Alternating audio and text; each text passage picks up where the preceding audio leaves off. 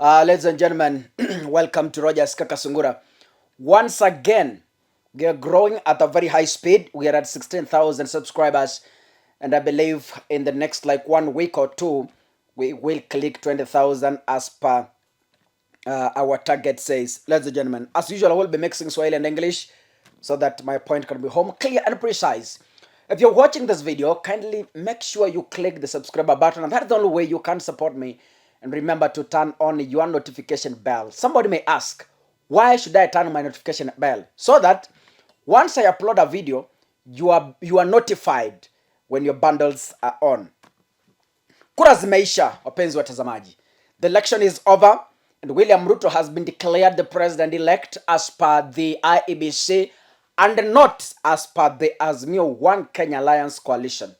Ladies and gentlemen, Raila Odinga has said no to the result and has protested and has threatened to move to court to petition the just concluded announcement from Chebukati. On the other side, William Ruto is busy forming his government. He has bought quite a number of members of parliament, and I believe he's taking over the parliament and both the Senate. But then, even if he's doing all this, my question today is, where is Ruto standing as we speak?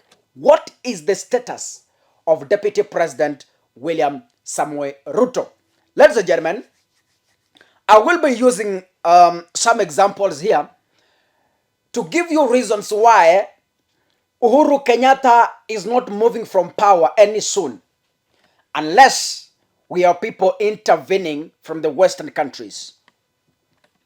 You know, Raila Odinga was being supported by Uhuru Kenyatta, and Uhuru was so sure that Baba was winning. But on the other hand, Ruto was also a schemer. And then he scooped. You know, power is taken. People say power is given. But I say from this platform at some point, power is grabbed. You grab it, unaponyoka nayo. Unajua, tulifanya uchaguzi tarehe 9 mwezi wa 8. And as per the constitution, by 8th saa 6 ya usiku, Uhuru ceased to have some powers. Yani tuseme by 8th, just a night to the general election, Uhuru's powers were chopped off. Some of the powers were chopped off. And the committee that is in charge of peaceful transition took over. What does this mean? That this is the committee that oversees how William Ruto will take over State House, Nairobi, and be given power. Because as we speak, Ruto doesn't have power. He has been declared president-elect, but he has no powers. He cannot command the military. He has no powers as we speak until he is given that sword. That is when power will be vested upon him to rule Kenya. You remember Uhuru's words that we cannot allow a thief to rule this country. That is according to Uhuru. That is the language he was selling to the people of the mountain. And up to now, we are speculating why Uhuru and William Ruto parted ways. As we speak, Uhuru Kenyatta has not broken silence. Uhuru Kenyatta has not addressed the nation. We don't know if he is willing to exit or he is there to stay. Because I thought myself that up to now, Uhuru, as we speak, up to date, Uhuru alikuwa anafaa kupeana nation address, the last nation address as he exits power. Apigie wa Kenya asante, awambia thank you for trusting me for the past 10 years. Thank you for working with me together. I'm now going home, and whoever takes over, I wish him all the best. Uhuru has not spoken since. He is in State House, and there are no signs of him moving out of State House. You know, this tells us that there could be something that Uhuru knows that we don't know. Though the constitution says he might stay in power until November if there will be petitions to challenge the declaration of William Ruto as per the constitution. So, Uhuru might still stay in power until November this year before we elect another president if the courts will nullify the election, or we proceed to swearing in William Ruto if the court will uphold his declaration as the president. As from 8th August, Uhuru Kenyatta ceased to hire and fire both state and public servants. What does this mean? Uhuru cannot appoint a cabinet. Uhuru cannot fire a cabinet secretary. Uhuru cannot appoint a PS. Yet he cannot employ anyone. So Uhuru's powers to employ ceased on 8th August 2022 up to now until he moves out of State House. He cannot confer any state honors as we speak. He can't, because those powers were trimmed the moment we jumped into the voting day.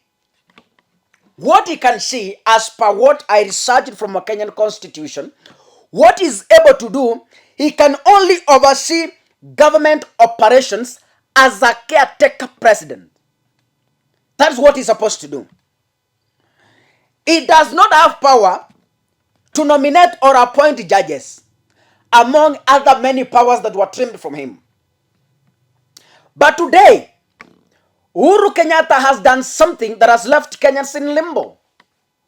We are asking ourselves if indeed Uhuru is exiting power or he is in power. Uhuru has done something today that I know political analysts are trying to find out the intention behind it.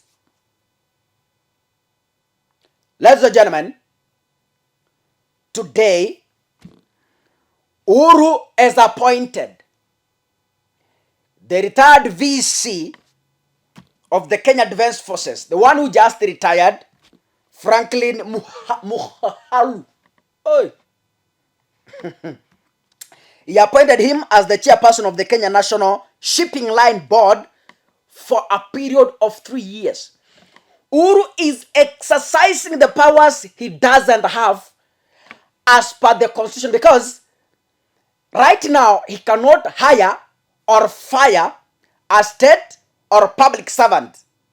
So by Uhuru appointing Franklin at a time when the constitution doesn't allow him to do so, it leaves us questioning the motive behind what Uhuru is doing. Is he trying to tell us that up to now we do not have an incoming government?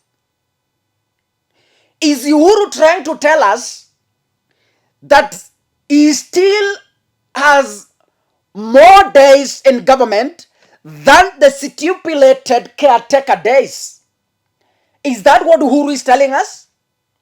This is sending confusion to the people who support William Ruto. That why can Uhuru exercise powers that constitutionally he doesn't have at a time like this one? Why appoint someone into office for 3 years when indeed he doesn't have the powers to do so? The motive behind this, to my own understanding, Uhuru is trying to tell Kenyans that even if Ruto won, as per me, from where I sit, I am not ready to hand over power to him. That is what Uhuru is trying to tell Kenyans. That even if Ruto was declared by Chebukati against my will or the will of other people, Azimio is arguing that they won. Maybe Uhuru could also be having some details that we don't have.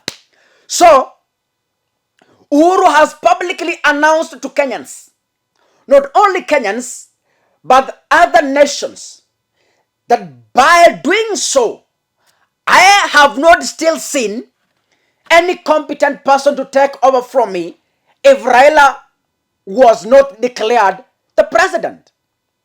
This should worry people. You saw what Rigati said. In fact, we are moving into a more dictatorial regime than ever before. Rigati made very careless sentiments on media when he was saying that with or without Uhuru, we can still be sworn in. Who will give you power? Ladies and gentlemen, who will give you power? If you start saying that we will go, what we only need is a judge. Yes, you will go and swear yourselves in. But who will give you power? Because the outgoing president must give you the instruments of power before the army begins to follow your commands. You must be given power. It's like the assembly. If you miss, how do they call mass? If that symbol of power misses from parliament, there will be no parliament. Why? That is a symbol of power. So Uhuru must hand over that sword of power to William Ruto for him to get power to command the military. But until then, until Uhuru does so, still kuna kizungumukuti. Ladies and gentlemen. Anyway, we are just trying to use the available information to try and understand what is yet to happen tomorrow. It's like Uhuru is determined for the courts to nullify this election. From where I sit, Uhuru is very determined. Raila Odinga is very determined to see the election nullified. Uhuru amekatalia power. He is there. Even after being denied some powers by the constitution, he is still exercising those powers constitutionally as per him. That is a confusion to all of us. And we should begin to ask ourselves, if indeed all is well in the coming days, all is not well, Kenyans. Uhuru is determined by all means to hand over power to Raila. He is determined. Whatever cost, he is determined to hand over power to Raila Odinga. By now, mimi nilikuwa nadhani Uhuru alikuwa ashatoa nguo zake State House, atoe blanketi zake, atoe vitabu yake ile anasoma, atoe na mnaelewa wale wa Kenya wenzangu kutoka ile upande mwingine, atoe zote kama ziko chini ya kitanda, atoe kidogo, atoe zote. I was expecting kwamba by now mama ameama na sufuria zake. You know, najua kwa kina Uhuru Kenyatta is just a fence. So anashika sufuria anarusha the other side, anaambia Margaret, shika hako, anaanguka the other side. So by now I thought angekuwa shama, lakini like in Kisii, you know, Governor Ongwae alikuwa shatoka long time kwa shatoka. Deputy wake walikuwa shatoka. Now the offices are empty. That is what I thought Uhuru alikuwa ashafanya, akiwachia akiateka serikali, akingoja andikiwe barua ya kuja kuhand over, akuja piwe salute ya mwisho aende nyumbani. But he has not done so. That leaves us with a lot of questions, that Uhuru is determined to the end to make sure that Raila becomes the president. We'll see how it unfolds, ladies and gentlemen. Mungu abariki sana, asanteni sana. Keep watching, keep subscribing. Mungu akubariki. Thank you so much, ladies and gentlemen. Asanteni.